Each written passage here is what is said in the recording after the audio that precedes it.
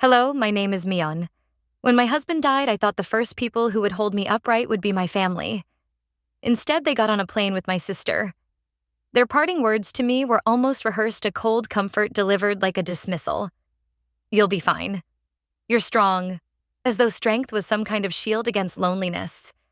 As though grief could be solved by resilience alone. So I planned the funeral by myself. I held my daughter while she shook with sobs, and no one else was there to share the weight. Later, when the will was read, it was my name that surfaced, not theirs. I watched their hands tremble, not from sorrow, but from shock. And in that moment, I understood the truth that cut deeper than their silence they had been planning, waiting, circling, long before Gideon's body was even laid to rest. What hurt most wasn't that they stayed away. It was realizing that what was left of him mattered to them more than he ever had when he was alive. Why does death make people show up for what can be taken, but not for the person who once gave? Would you stay quiet? Or would you speak up? I was barefoot on the porch when the call came. The wood under my soles still carried the faint warmth of yesterday's sun, but the morning rain had begun to fall, gentle, steady, without urgency. The street stretched out like an empty page, broken only by headlights slipping through the mist. The clock in the kitchen had read 6:12 a.m. I remember because I had just looked at it when the phone rang. The hospital receptionist's voice was young, unsteady, not yet practiced in the art of softening tragedy. She didn't cushion the words, didn't give me time to prepare. Mrs. Wexler, your husband collapsed during his run this morning. I'm very sorry. He didn't make it. And then nothing. No pause, no bridge to help me cross over to the other side of her sentence. Just silence, like she had thrown me into a void. I don't remember letting go of the phone, but I remember the sound it made, a dull thud against the porch boards, followed by the sudden gasp of my own breath, like the sharp pull of air when you slip underwater. I didn't cry. Not then. Instead, I picked the phone back up, dialed my parents. Straight to voicemail. I tried again. Same. Finally, I sent a text to my sister, Dahlia. Gideon's gone. 43 minutes later, her reply arrived. OMG, we're in Venice. This wasn't expected. Hold on, I'll call when I can. No mention of me. No mention of Rowena. Just Venice. Just her vacation. It had always been like this with Dahlia, her crises, her drama, her endless excuses. She was the eye of every storm, but never the anchor. I waited another hour. Another. The coffee went cold. I didn't reheat it. Food tasted like paper. Later, I tried again, and this time my father picked up. His voice was muted, as though carried across some canyon I hadn't known existed until then. Mon, I understand this is tough. But you're not a child. We've had this trip planned for years. Let Dahlia have this time. You can handle the rest. Handle the rest. As if arranging a funeral, raising a grieving daughter, and burying my husband was a set of errands I could tick off a list. Gideon was gone, 15 years of marriage reduced to a breath, and I was being asked to step aside so my sister could enjoy her European cruise. That night, I didn't sleep. Rowena curled into me, clutching one of Gideon's sweatshirts, still carrying the faint smell of cedarwood and detergent. She didn't ask questions. She only held on. I listened to her breathing and thought of the weight she carried without knowing how heavy it really was. The next morning, I began making calls. Funeral home, obituary church. I sorted through Gideon's papers, found the life insurance policy, spoke to his firm, and arranged every last detail alone. No one offered to come home early. No one said we're on our way. Not a single flight was booked.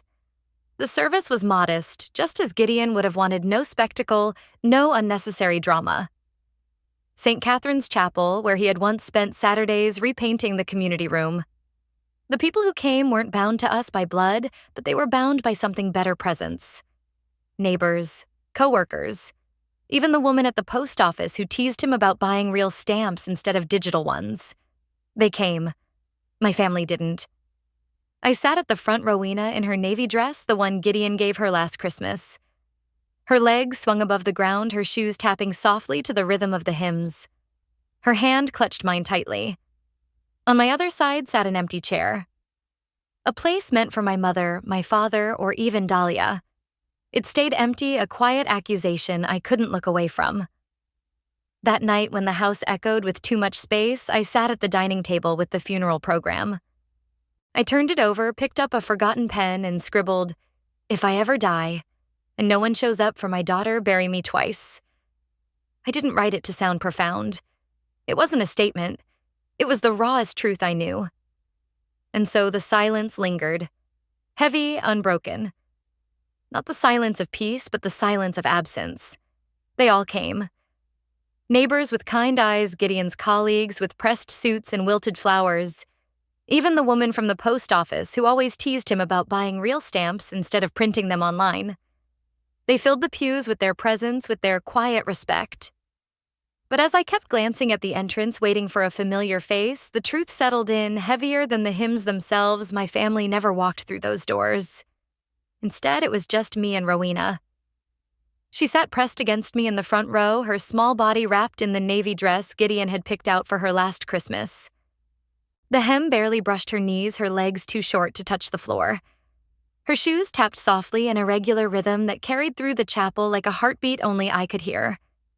Her hand clung to mine with such force that I wondered if she was trying to tether herself to the only thing left. To my right was a chair left empty. It should have been filled by my mother, or my father, or even Dahlia, though I already knew better than to expect her. The chair stayed vacant, a hollow presence beside me, louder than any hymn, heavier than the coffin at the altar. Later that evening, when the last person had gone and silence reclaimed the house, I sat at the dining table with the program still in my hand. The ink of the hymns blurred under the lamp, and on the back cover with a pen someone had forgotten to pocket, I wrote, "If I ever die, and no one shows up for my daughter, bury me twice." I didn't write it to be profound. I didn't write it to make a point. It was simply the truest thing I had in me. The house felt too large that night, like it had grown in every direction while I was gone. Every corner seemed to hold a memory that pressed itself against me.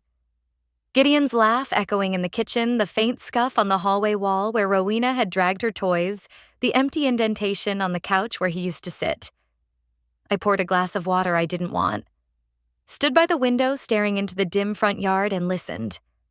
Rowena's breathing carried faintly from the next room. She had cried herself into sleep, face pressed into Gideon's sweatshirt while I sat hollow, unable to offer even the comfort she needed most. Then the phone buzzed a single vibration. No ringtone, just the low crawl of sound across the counter. My father's name lit up the screen. I didn't answer right away.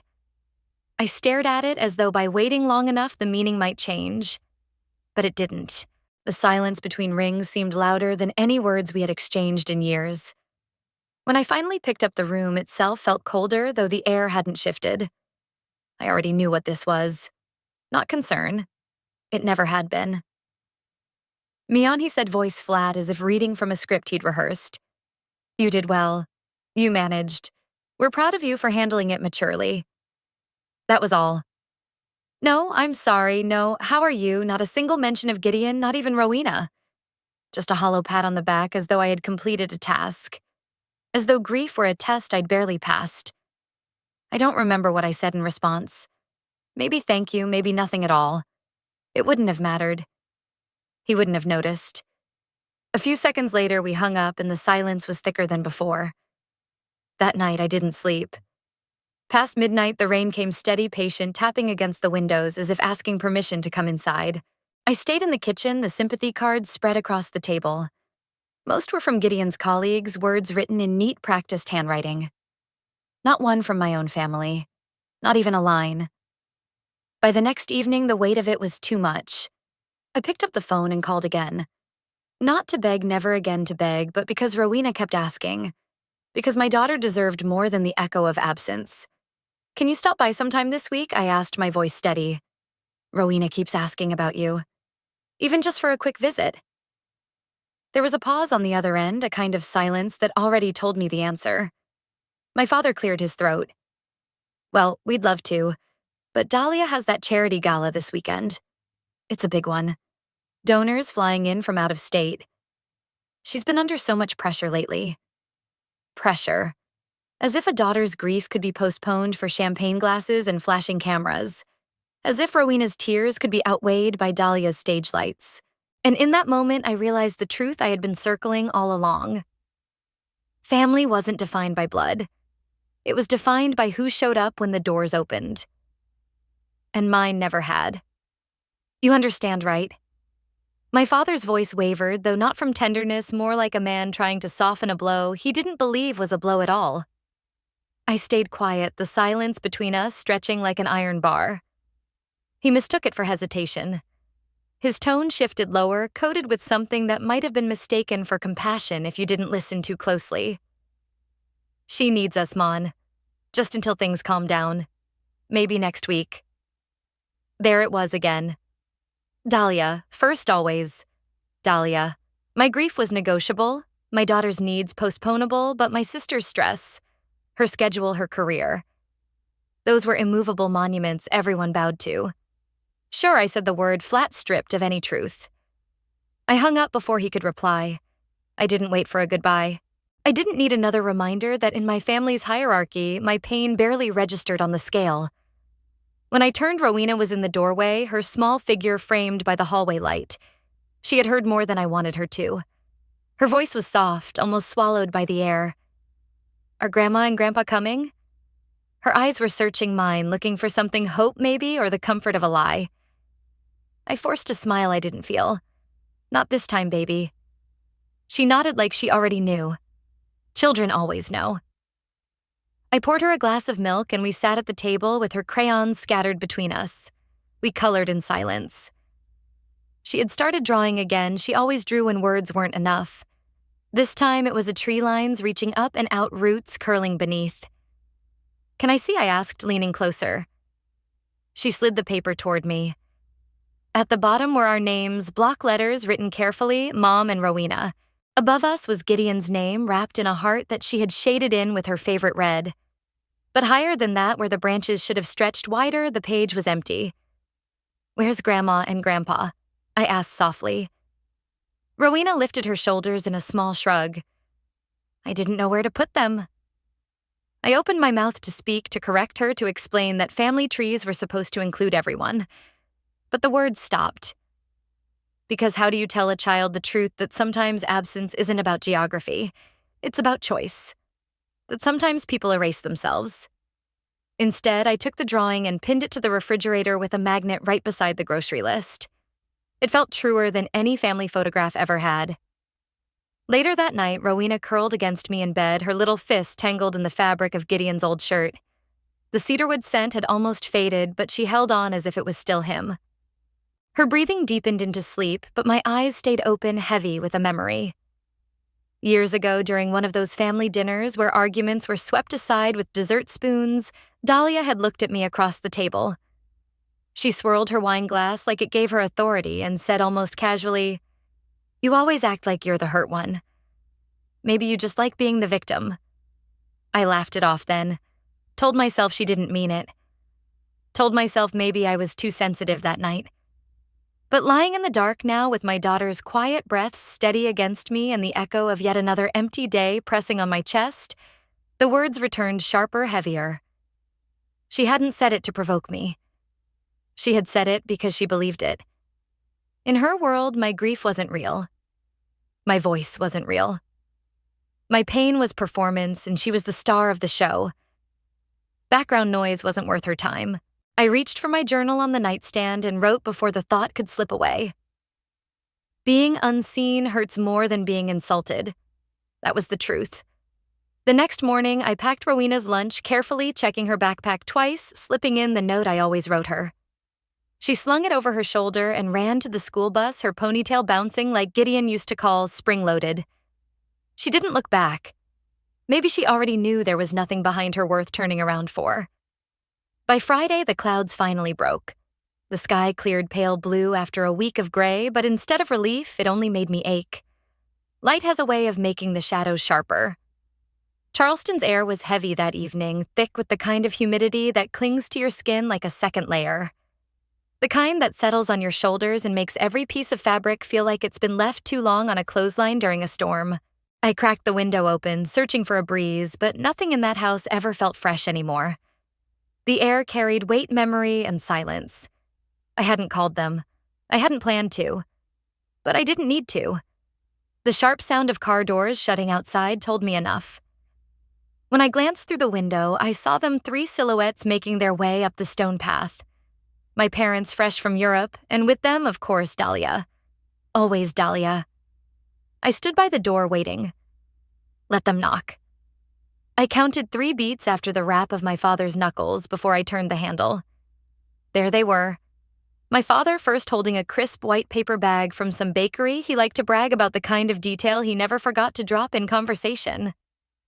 My mother clutched 2 small gift bags, red tissue paper spilling from the tops like carefully arranged flames.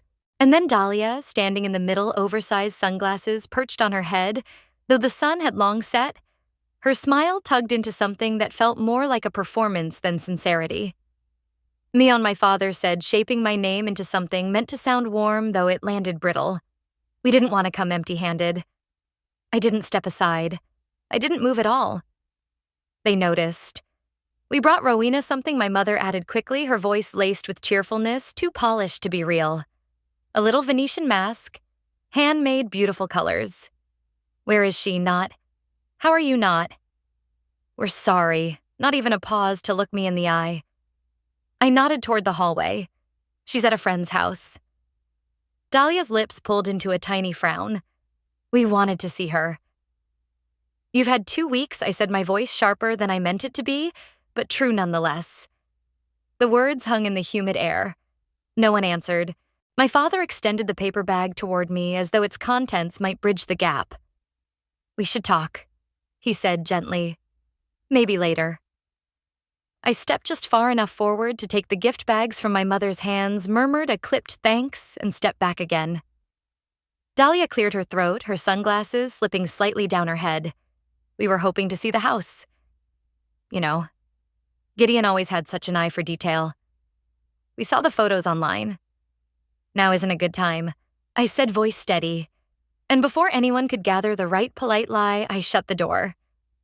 That evening, after I dropped Rowena off at her best friend's for a sleepover, I couldn't sit still. The masks, the cookies, the tissue paper peeking out of glossy bags, they glowed like false offerings. I didn't want them in my house. I didn't want anything that looked like love but carried no weight of it. So I drove across town with the bags on the passenger seat headlights cutting a pale tunnel through the damp night. Their porch light was already on when I pulled up. My mother opened the door before I could knock, as if she'd been waiting just behind it. Mion? She said, her voice calm, almost relieved. Come in. The kitchen was exactly the same as it had been my whole life. Ivory cabinets, a row of candles that were never lit, and a table that had hosted decades of conversations where I was always the difficult one. I placed the bags down without a word. She picked up her mug, sipped her tea, and set it back down carefully. Then, like she was offering me perspective instead of dismissal, she said, You know, Dahlia gave up so much to stay close. She never married, never left. She stayed to help us when we needed her. That's not nothing. I leaned back against the counter, the edge pressing into my spine. Gideon died. She nodded slowly, as if I'd mentioned a story she'd heard in passing, nothing that required reaction. Then she added almost lightly, And you've had enough of our time over the years. The words landed like a stone in my chest. A line so casual it nearly slipped past me, but sharp enough to lodge itself deep. In that moment, I understood I was a tab they had grown tired of paying. Dahlia was the investment, the golden child they still expected a return from. You don't see it, do you? I said quietly, the words trembling but firm. All the ways you've made it clear who mattered most. Mion, she said in that same clipped tone I'd known since childhood, the one that meant you're being difficult again. I won't be the one sitting quiet anymore, I said. Not after this. She didn't argue. She didn't defend herself. She just lifted her mug again and took another sip, like the conversation had already ended, like my words were nothing more than noise passing through the room. I left without saying goodbye. Back in the car, silence wrapped itself around me like an old coat, familiar, heavy, constricting in all the wrong places. The engine hummed headlights, painting pale beams across their hydrangeas, and my hand stayed steady on the wheel. But inside, something had shifted. Not a crack. Not a collapse. Something more permanent. A line drawn a final edge. And once you know you've crossed it, there is no going back. No, the break hadn't come at that doorstep. That had come earlier, deep inside me, a quieter rupture. This was the shift that arrives when you finally stop waiting for someone to see you, and instead you learn how to see yourself. I didn't drive home right away. I let the wheel guide me aimlessly through the old neighborhoods, the ones I used to bike through as a child. Streets where every crack in the sidewalk still felt familiar. The smell of cut grass clung to the humid air. My headlights brushed past peeling fences, porches with rocking chairs long abandoned. And then somewhere between two intersections I couldn't have named a memory broke through. A birthday. I don't even recall the year, maybe 12, maybe 14. I'd baked my own cake lopsided and dusted with too much powdered sugar. I hadn't expected anyone to show, and no one did. That day I struck a bargain with disappointment. I told myself if I set the bar low enough, I could never truly fall. I called it maturity. I called it strength. But really, I was just tired of rehearsing hope, tired of being let down by the same people over and over. Dahlia had promised me that year. She said she would come home early from her school trip, that she had a surprise. She didn't. Maybe she forgot. Maybe she chose not to remember. It didn't matter in the end. The candle still melted down to a waxy puddle. I still whispered happy birthday softly into an empty room. I still ate a slice of cake that tasted like flour and silence. It wasn't about what Dahlia failed to bring. It was about what no one ever offered me in the first place. At a stop sign, I closed my eyes, gripped the steering wheel until my knuckles whitened and whispered into the dark, I was never the difficult one. I was the forgotten one. The words hovered in the stale air of the car, and for the first time, the pieces began to settle. Not because I'd uncovered anything new, but because I had finally stopped trying to force them into a shape that was never mine to fit. I didn't go home after that drive. My car pulled itself toward the church parking lot instead. It was deserted, just cracked pavement littered with dried leaves. The security light above flickering with a tired rhythm. I sat there longer than I intended, staring at the entrance of the chapel where Gideon's memorial had been held. I wasn't sure if I was there to remember him or to forget the day. Maybe both. A few days later, an envelope showed up in my mailbox, wedged carelessly between a dentist's reminder card and a glossy flyer for some charity event. Heavy cream cardstock, gold-embossed lettering. It read, "In loving memory of Gideon Wexler, a celebration hosted by the Quinn family and Dahlia Vaughn." No mention of me. Not his wife. I held it for a long time, turning it over and over as if by sheer force of will my name might appear on the page. It didn't. That evening, while folding laundry with Rowena in the living room, I showed her the invitation. She looked at it for only a moment before speaking. "They're not talking about him," she said flatly. "They're talking about themselves." Her clarity cut sharper than anything my parents or Dahlia had said in weeks. I almost laughed, not because it was funny, but because at 13, she could already see the truth so cleanly. "I'm not letting them talk about Dad without us," she added, tossing a sock into the basket like she was delivering a verdict. Saturday came fast. Too fast. I wore a black blazer over a navy dress, my hair pinned back the way Gideon used to like when he'd touch my cheek and call me sharp and unstoppable. Rowena picked her own clothes, a pale blue blouse under a cardigan. She said it made her look older, and I could see why. She didn't want to be mistaken for just another guest's child. The chapel was transformed, unrecognizable. It looked like it had been dressed for a man who had belonged to everyone but me. White lilies everywhere, their perfume suffocating in the heavy air. A slideshow glowed on loop at the front photos I'd never seen before. Gideon on a fishing trip I hadn't been invited to. Gideon smiling in crowds I hadn't known he was part of. And as I sat there, Rowena's hand slipping into mine, I wondered if grief was supposed to feel like this, not just missing the person you lost, but being erased from the story of their life. It was like stumbling into a life that had been rewritten without me. A holiday dinner I hadn't known had happened, laughter and clinking glasses frozen in a photograph I wasn't invited to. There on the projection screen, a snapshot of Gideon and Dahlia leaning toward one another, coffee cups in hand, both laughing in a way that looked choreographed for eternity. Underneath in neat script, best friends always. For a moment I couldn't breathe. I felt like I had walked into someone else's memory, like I was trespassing in a story that should have been mine to tell, but had been stolen and rearranged, curated for their comfort. Dahlia stood at the front, her voice steady tone, almost poetic, reading from a sheet of paper she held with both hands. Gideon was more than a brother-in-law. She began letting the words drip with reverence. He was a light, a guide, a soul this family leaned on. The room nodded in unison, their heads bowing to her rhythm. When she finished, polite applause echoed, sealing her words as though they were scripture. Before I knew what I was doing, I was on my feet. Not because I wanted to cause a scene, but because my body moved before my mind could catch up. I walked forward, heart pounding, until I stood at the podium.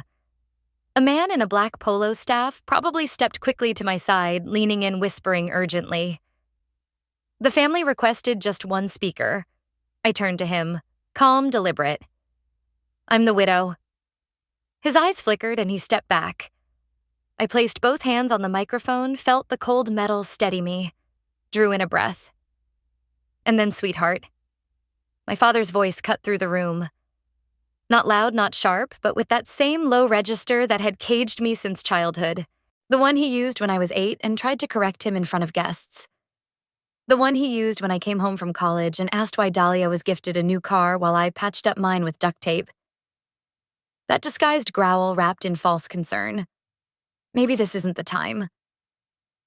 The words froze me. Not because they were right, but because the tone pulled me backward through years of silencing, training me to fold into the background. I glanced at Rowena. She sat stiff, her eyes locked on mine, wide and unblinking, waiting, hoping, and I made my decision. I stepped away from the mic, walked back to my seat, and sat down. Not because I agreed, not because they deserved the silence, but because I refused to beg for the right to speak about my own husband. The hush that followed was heavier than any words I could have delivered. After the service, people spilled out into the courtyard, balancing cups of lemonade, complimenting floral arrangements like this was some summer wedding instead of my husband's memorial. Dahlia found me near the parking lot. Her heels clicked against the pavement, each step sharp as punctuation. I was just trying to honor him, she said, tucking a strand of hair behind her ear. It's not always about you. For a moment, I said nothing. Then I turned to her steady. You're right, I said. But it was never about you either. Not until you decided it was. Her mouth parted slightly, but no words came. She blinked, turned, and walked back toward the crowd as if she still had a stage to return to. I got into the car, hands gripping the steering wheel. Rowena climbed in beside me quietly, buckled her seatbelt, her movements precise, almost ritual. As we pulled out of the lot, she asked, her voice steady but small. Why didn't you speak? I kept my eyes on the road, because sometimes the loudest thing you can do is not give them what they want. She turned her face toward the window, nodded slowly. They didn't want the truth, did they? No, I said. They wanted the version they could control. We drove the rest of the way home in silence. The windows cracked open, the air heavy with the scent of cut grass and something else I couldn't quite name. Something old, something unresolved, but shifting. By the time we reached the house, dusk had softened into that bluish gray that lingers just before night. I hung my dress on the back of the bedroom door, knowing I would never wear it again. Rowena disappeared into her room without asking for dinner. I didn't stop her. I wasn't hungry either. The house was too quiet, the kind of quiet that doesn't soothe but presses in on you, reminding you of what's missing. The next morning, I sat in the little room Gideon and I had once converted into a shared office. It still smelled faintly of lemon polish and printer ink. The desk held stacks of papers in his careful order, and in the corner sat his old laptop, the one he refused to replace, stubborn about keeping it alive even as the keys faded and the fan wheezed. I powered it up, the familiar hum breaking the silence. I wasn't looking for secrets. I was looking for something ordinary, something useful. Rowena's school tax records for a scholarship application due Monday. I clicked through folders, scanning names that blurred together. Q4 Reinvest Show Agreement. Scan 2019. And then I saw it. A folder tucked between them, plain as daylight. Private M. I froze. Gideon had never mentioned it. It wasn't hidden, no password. No disguise. Just there. like a drawer left unlocked waiting but never meant to be opened. I stared at the screen, my pulse echoing in my ears. The room was still the weight of choice pressing down on me. Inside the folder, only a handful of files waited, just 3 emails, small in number, but heavy enough to shift the ground beneath me. Subject line, non-negotiable. The exchange was between Gideon and my father, Everett. The first message was dated nearly 2 years ago. My father's voice came through even on the screen, curt business like a man who had always treated family the way he treated transactions. There's an offer on the downtown property. Dahlia's contact from the foundation's board. Serious buyer. You and Mon don't even live there anymore. Sell it to him. Split the return. No drama. No drama. That was always Everett's creed, though what he really meant was, do as I say. Keep quiet. Don't resist. Gideon's reply arrived 2 hours later. Calm, steady, not deferential, not combative, but firm. This house is part of what Mon and I are building. It's more than real estate. I'm not erasing her roots so someone else can climb higher. This isn't negotiable. I could almost hear him in those words, the quiet conviction, the way he had always drawn a line in the sand for me, even when I didn't realize a battle had been brewing. The third email was short, stripped of patience. My father again. Don't make this personal. You're protecting sentiment. We're thinking of the family. Family. That word had been twisted my whole life until it meant everything except loyalty. I leaned back in the chair and stared at the screen until the lines blurred. Not because I was crying, I wasn't, but because I couldn't believe I was only now uncovering what Gideon had been shielding me from. I remembered a night at dinner, Gideon passing me the salt like it was any other evening. He'd said I need to have a word with Everett. I thought it was about plumbing, maybe a neighbor complaint. Nothing urgent, nothing unusual. It wasn't. It had been this. A quiet war I didn't even know he was fighting on my behalf, protecting me not just emotionally, but financially, legally. He had stood between me and the weight my family had always thrown like a weapon. I pressed print. The machine groaned awake, its sound startling in the stillness of the house like it hadn't been called to work in months. One by one, the pages slid out warm and crisp. As I gathered them, I thought of every dinner where my mother praised Dahlia for trimming hedges while ignoring the dessert I had baked. Every holiday where they rearranged the table so I would sit closest to the kitchen door, cropped from the family photographs. I didn't sleep that night. Couldn't. At 3 a.m., I opened the fireproof box Gideon had insisted we buy, the one with his sticky note label just in case. Inside lay passports, insurance papers, and the original deed to our home. My name listed first in thick black ink. Proof. Anchor. I slid the printed emails inside, sealed the lid, and pushed it back beneath the closet shelf. This wasn't retaliation. Not yet. It was preparation. For once, I wasn't going to be the last one to know what was happening in my own life. The next morning, I drove Rowena to school, stopped at the store for groceries, and carried on as if nothing had shifted. But everything had. I moved differently. Straighter. My replies to texts were clipped efficient. I found myself saying no before overthinking into maybe.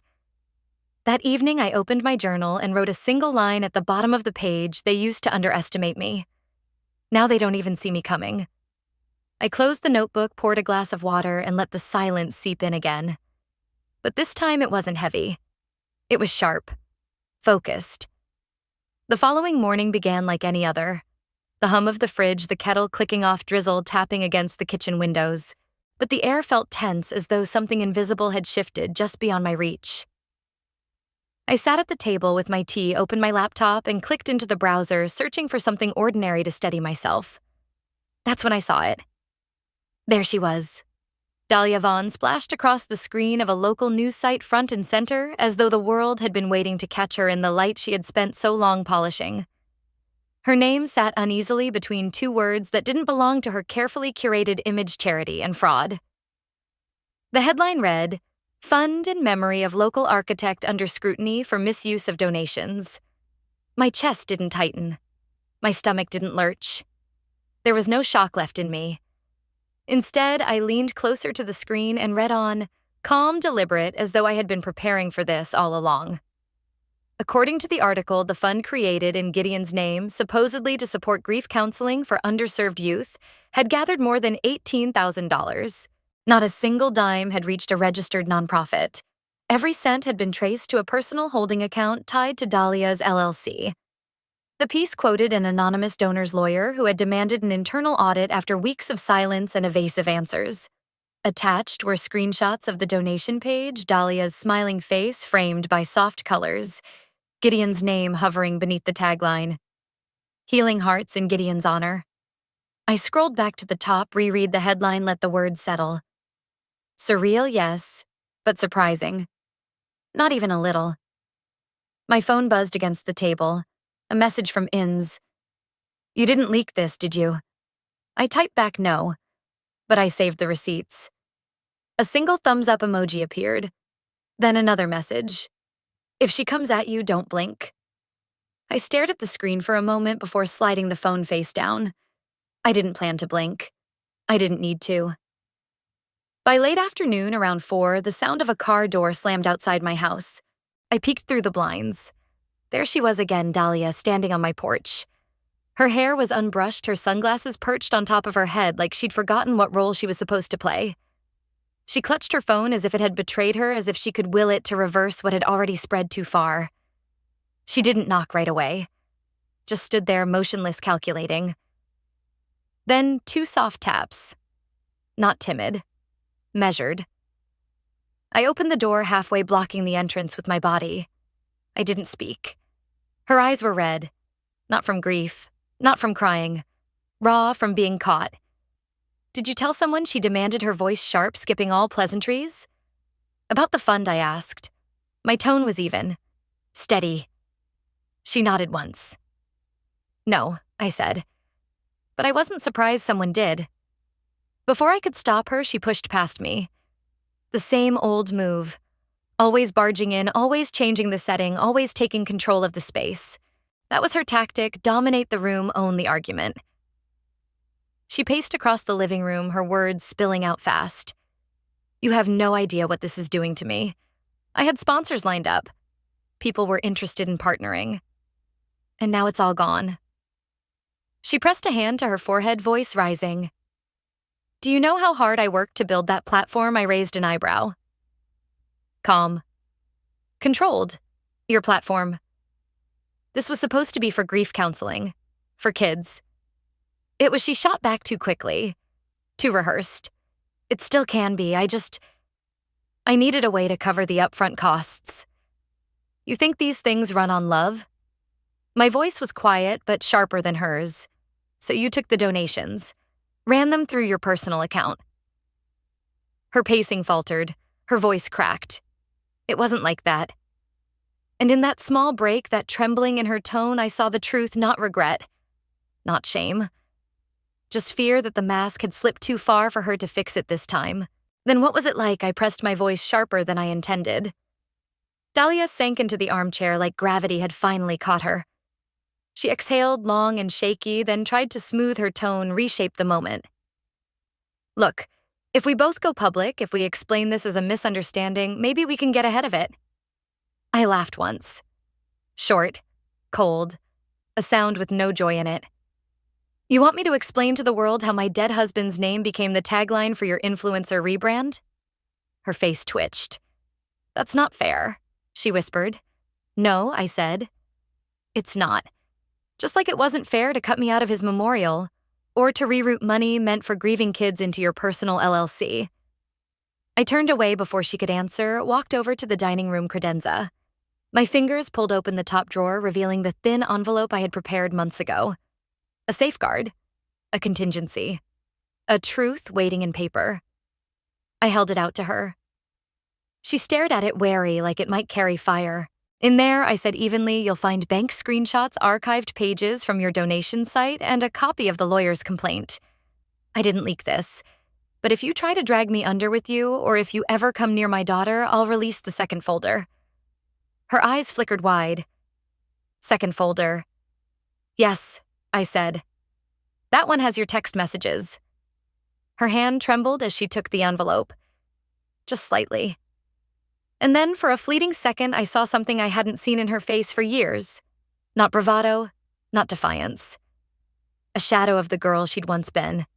5th grade caught cheating on a math test, trying to blame the teacher for not watching closely enough. That same look cornered scrambling Fragile. "You're serious," she said finally. "I'm tired," I corrected. She stood slowly, clutching the envelope like it might leave scorch marks on her skin. At the door, she paused, turned back. Her voice was low, bitter. "You're not perfect either, Mion." "No," I said, "but I'm not stealing from widows." The door shut behind her with a dull thud. Not an echoing slam, just a sound that settled into the house, final and unmoving. I stood for a moment, breathing in the silence that followed. Then I poured myself a glass of water, opened the fridge, and pulled out the casserole Rowena's friend's mother had dropped off the night before. I wasn't hungry, but I sat and ate anyway. Slowly, deliberately. Like someone who finally understood she wasn't defending herself anymore. 2 days passed. Dahlia didn't call. I didn't expect her to. People like her don't apologize. They wait. They let the silence grow long enough that the world starts to forget, and then they step back into it, pretending it was all just noise to begin with. By Sunday morning, I was halfway through loading the dishwasher when the phone rang. I wiped my hands, glanced at the screen. My father's name. For a second, I nearly let it go to voicemail. Almost. But I answered. "We'd like to talk," he said. Voice measured, precise. "This whole thing's gotten messy. Messy, that's what he called it. Not fraudulent, not shameful. Just inconvenient. There was no suggestion of meeting on neutral ground, of course not. The Quinns never yield home field. At 6:26 p.m., sharp, I pulled into my parents' driveway. The hedges were trimmed to symmetry, each blade of grass uniform, as though perfection could disguise rot. The porch swing sat still, same one that hadn't creaked since I was 12. The front door was already cracked open, but I rang the bell anyway. Dahlia answered. She wore a smile that didn't touch her eyes. "Thanks for coming." I brushed past her without responding, followed the familiar hallway into the sitting room.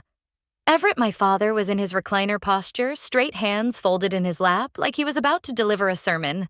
Lorraine stood by the mantel, fussing with the photo frames, straightening, adjusting, though it was just a performance. Gideon's face wasn't among them. I sank into the love seat. Didn't wait to be invited. Everett cleared his throat. "You've been through a lot." He began, voice steady, rehearsed. Then, after a pause, "But so have we. Grief. Grief takes people apart in different ways. It mutates them, strips them down, exposes what was always there under the skin. Some collapse into silence, some thrash against it." I let my father speak, his voice, practiced in its calmness, each word chosen like a lawyer weighing the cost of syllables. Dahlia's career has taken a hit. He began, hands folded neatly, as though that posture alone gave weight to his argument. "Your mother hasn't been sleeping. And the public reaction to the fundraiser?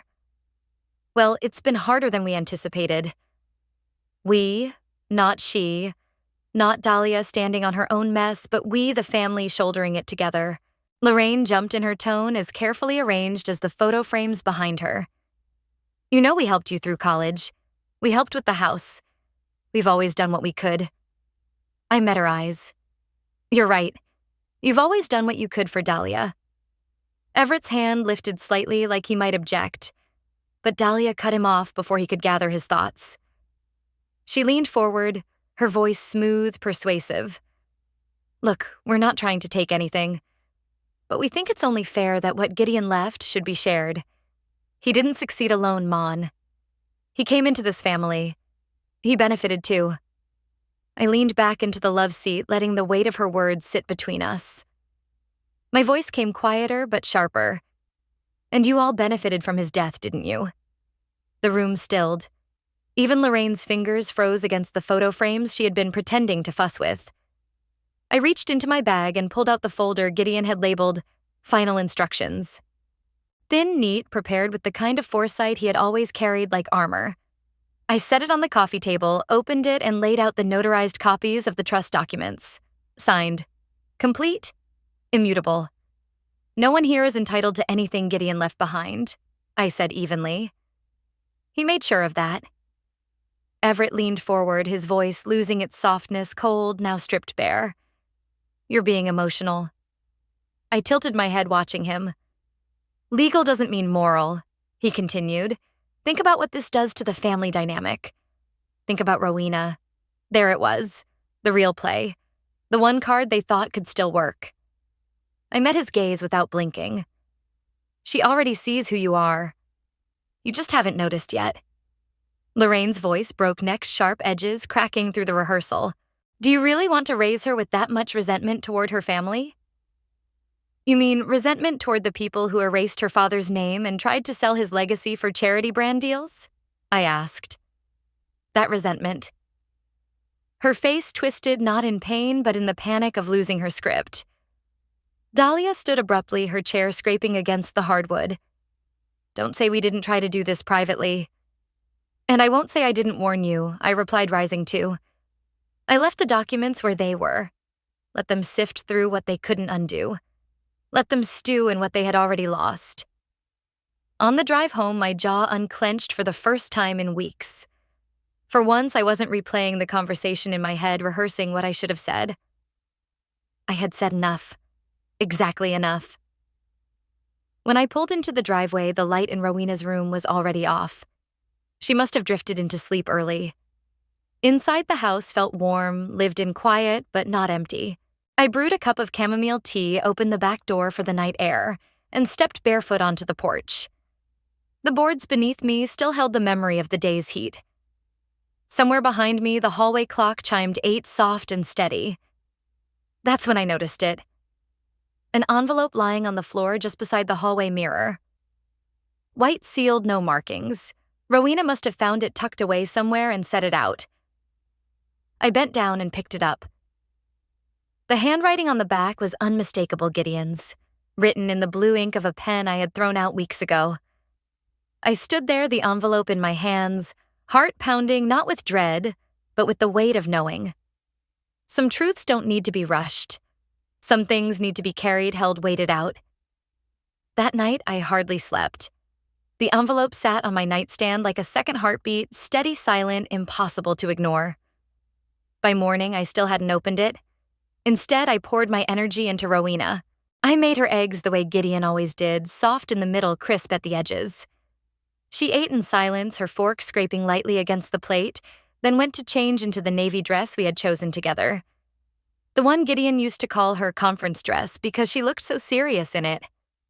We drove in silence through Charleston's damp streets. The pavement still glistened from an earlier rain, the sky hovering in that gray-blue haze that makes the city feel like it's made of memory. Calder Rose's office was downtown, tucked inside an old brick building. The stairs creaked underfoot, the kind that complained about every step. The windows didn't quite shut, letting in a draft that smelled faintly of the river. And there we were, walking into something new.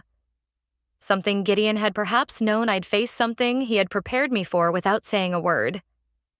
The room was dim, heavy with the kind of stillness that makes every movement sound louder than it should. A single brass lamp on the polished oak table cast a cone of amber light, leaving the corners in shadow. At the far end sat Everett, his arms folded tight across his chest like he was restraining himself from breaking the table in half. Beside him, Lorraine perched stiffly, her lips pursed as if she'd swallowed something sour and hadn't decided yet whether to spit it out. Dahlia sat slightly apart from them, a practiced posture of detachment, her phone in her hand, thumbs scrolling in quick, nervous flicks. Her legs crossed so tightly it looked like she was holding herself together with sheer force. I entered without hesitation and chose the seat across from them, though I left an empty chair between Rowena and me. It wasn't accidental. I wasn't here to play at being equals, and I wanted the distance to be visible. Calder greeted everyone politely. His tone warm but measured, then turned his attention directly to me. You ready? I gave a small nod. He opened a folder, adjusted his glasses, and began with the formality of a man used to breaking families open with paper. This is the reading of the final will and testament of Gideon Samuel Wexler, prepared and signed in accordance with South Carolina estate law. The air seemed to hold its breath. Calder looked once around the table, then lowered his eyes to the page. All primary life insurance policies, retirement accounts, and jointly held investments are to be placed into a trust under the sole control of Mion Quinn. Lorraine gasped audibly, sharp as glass breaking. Everett's jaw flexed, but he stayed silent. Calder didn't pause. Ownership of the Wexler home and all real estate assets shall remain with Mion Quinn. This time, Everett shifted in his chair, the old wood creaking under his weight.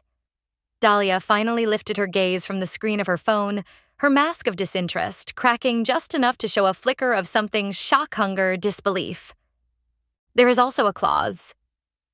Calder continued his voice, even explicitly excluding Everett and Lorraine Quinn from the trust and all distributions, due to he read directly a conflict of interest previously recorded in correspondence. He let the words settle, heavy, deliberate. Dahlia blinked twice, leaned forward as if her sheer will might force a different answer. Is my name mentioned at all? Calder didn't even look up. No. The silence that followed thickened, filling the room like smoke. Everett gripped the arms of his chair so hard the veins in his hands stood out. Lorraine's head snapped toward me, eyes narrowed into slits. Her voice was a hiss pitched just loud enough for everyone to hear. You manipulated him. I didn't bother answering her. Instead, I turned to Rowena. She was staring at the table's polished surface, her expression unreadable, though her small hands were folded neatly in her lap. Calder cleared his throat. There is one last item. He reached into his briefcase, pulled out a small speaker, and placed it on the table. His finger hovered for a second before pressing play. Then Gideon's voice filled the room. A live present undeniable. If you're hearing this, I'm gone. And if they're there, I know what they're thinking. He paused, a soft exhale between words, like he was weighing them one by one. Mion didn't force me. She didn't ask for this. I chose her. I trust her because I've seen what the rest of you never cared to. She shows up. Every time. Another pause. Longer this time. This isn't punishment. It's protection for Rowena, for the only woman I ever called home. The recording ended abruptly. No music, no flourish, just silence. No one moved. Calder reached forward, calmly clicked the speaker off, and slid it back into his drawer. Dahlia sat frozen, the phone limp in her hand. Lorraine's face was pale, the careful performance gone, her mouth slightly open as though words had failed her for the first time in years. Everett stared at the wood grain of the table like he could find an answer written there, something he could still control. I stood. Not hurried. Just finished. Thank you, Calder, I said. Let me know if there's anything that needs signing. He nodded, standing as well. Of course. Rowena rose beside me, slipping her hand into mine without lifting her eyes. Her grip was small but steady. We left the room without a single backward glance. In the car, the air felt different. Lighter, though not free. I exhaled slowly, a breath I hadn't realized I'd been holding all along. Rowena buckled her seatbelt, then reached into her coat pocket. She pulled out a small notebook, the one she sometimes scribbled in when words felt too heavy to say aloud. She didn't open it. She just held it between her hands, tight against her chest, as if it were something sacred. And in that moment, I knew we were already writing a different story. Halfway home, Rowena spoke, her voice low but certain. That voice file? It was the only time they actually listened to him, wasn't it? Her words landed like a stone, simple but immovable. I nodded because she was right. They couldn't interrupt him when he was gone. They couldn't twist or talk over him when his voice came through a speaker. That night, after we cleared the dishes and she pushed away the last of her milk, Rowena disappeared upstairs earlier than usual. I let her go. Sometimes children need their silence just as much as adults do. When I finally walked upstairs to check on her before bed, I found a piece of paper waiting on my pillow. Folded neatly, not decorated, not fancy. Just a single line written in her tidy, careful handwriting. No punctuation, no hesitation. Can we be done with them now? The paper felt light in my hands, but the words carried more weight than any fight, heavier than all the arguments I had ever endured in that family's house. I didn't cry. Not even a flinch. I just folded the note carefully, walked downstairs into the living room, and placed it beside Gideon's urn. It belonged there next to him, next to the truth. The following morning, Rowena didn't mention it, and neither did I. Some peace doesn't look like a conversation. It looks like two people carrying the same truth without needing to speak it aloud. I made breakfast the way I used to before everything had changed. Real bacon in the pan, scrambled eggs soft and fluffy. A toasted bagel with cream cheese, Rowena's favorite. The smell filled the kitchen warm and familiar. She came in slowly, still in her pajama pants and oversized sweatshirt, her hair pulled into that half-hearted ponytail that always reminded me of when she was 5 and insisted on doing it herself. She sat at the table, picked up her fork without a word, and began to eat. We ate in silence, but it wasn't the brittle, shattering silence that haunted us in the weeks after Gideon died. This silence was steady. It was clean. It felt earned. Mid-morning, a knock broke the rhythm of the house. I glanced through the window and saw Calder standing on the porch, a small envelope in one hand, a folder tucked under his arm. When I opened the door, he stepped inside, brushing a few drops of drizzle from his blazer sleeve. His smile was kind, but edged with exhaustion. He asked me to wait until after the will reading. Calder said softly, "He knew if I gave this to you sooner, you'd be too angry to really hear him." I took the envelope from his hand, nodding once. "I understand. He wrote it a week before he passed." Calder added, holding out the folder. "There's nothing legal in it, just Gideon." After Calder left, I waited until Rowena was upstairs, reading tucked into her blankets with a book before I opened the envelope. The handwriting was familiar. Gideon's sharp slanted, a little messy, the way it always looked when he was trying to get his thoughts down before they slipped away. Me on it began. "I know what they'll say. They always do. They'll call you cold. They'll call you distant, difficult. They'll keep finding ways to make your boundaries sound like flaws. But I saw you. I saw the way you carried weight that never belonged to you. The expectations, the emotional labor, the silence. You held everyone's broken pieces while they let you break apart. This letter isn't for your validation. It's a reminder. You were always enough, even when they said less. Even when they said nothing. I didn't leave you strength. You already had that. What I left you is the quiet so you can finally hear it. And if Rowena ever asks why I trusted you, tell her this because you always showed up even when no one else did. I love you. Always." Gee, I read it once. Then again. Still no tears, just breath deep and clean like I had been underwater for months and had finally surfaced. I slipped the letter back into its envelope and placed it under the tray in the urn cabinet. Not hidden, just close. Exactly where it belonged. That afternoon, the house was ordinary again in the best way. I folded laundry while Rowena painted in the living room. She hummed softly, not a song, just a tune she made up as she moved the brush. The television stayed dark. The phone sat silent on the counter. For the first time in what felt like a lifetime, I didn't feel the compulsion to check it. Around 5 o'clock, my phone buzzed across the table. And for once, I didn't feel dread, just curiosity. A text lit up my phone, simple but heavy, with the same pattern I'd come to expect. From my mother, "We're hosting a Thanksgiving dinner. Let's put this behind us. Family is family." I stared at the screen for a long while, the words blurring slightly, as if they were trying to convince me of something they no longer had the power to. Across the room, Rowena looked up from her painting brush still in her hand. "Something wrong?" she asked, her voice soft. I shook my head. "Not wrong," I said quietly. "Just expected." She set her brush down carefully, then walked over to me. Standing behind my chair, she rested her small hand on my shoulder. "You don't have to go." I turned, smiled at her over my shoulder, the kind of smile that carried more relief than explanation. "I know." I typed slowly, deliberately. "I wish you peace, but we won't be coming. Send. Lock. Done." Rowena leaned her head against my shoulder. "Good," she whispered. "I'd rather we light candles for Dad." And so we did. After dinner that night, we set 2 small candles on the porch, one tall, one short, and let them flicker against the October breeze. We didn't say anything. We didn't need to.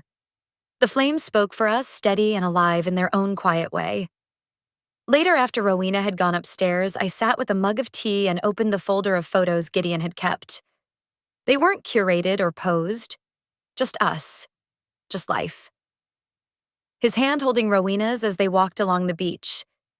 Me asleep on the couch, mouth slightly open, a book sliding from my lap. A grocery list he had once turned into a love note on the back because that was the kind of man he was, ordinary, but never careless. I realized then I had never wanted revenge. I didn't need vindication. What I wanted was simple: to stop being asked to prove I belonged in my own life. They had called me distant when I stopped explaining. They had called me difficult when I stopped apologizing. They had called me cold when I stopped giving warmth to places where it was never returned. And now I didn't need to call them anything at all. I stood stretched and turned off the light. The house didn't feel haunted anymore. For years, I thought closure had to come wrapped in ceremony, a bow tied neatly with apologies, explanations, reckonings that somehow made the pain worthwhile. But I know better now. Closure can be quiet. Closure can be a choice. It doesn't arrive with their forgiveness, it begins with your freedom. Here's the truth I've learned: showing up for yourself will unsettle those who were comfortable with you shrinking. It will anger the people who benefited from your silence. But that is not your burden. Peace bought at your expense is not peace at all. So if you've ever felt erased from your own story, if you've ever been told you are too much, too cold, too distant, simply because you finally set a boundary, hear me, you are not wrong and you are not alone.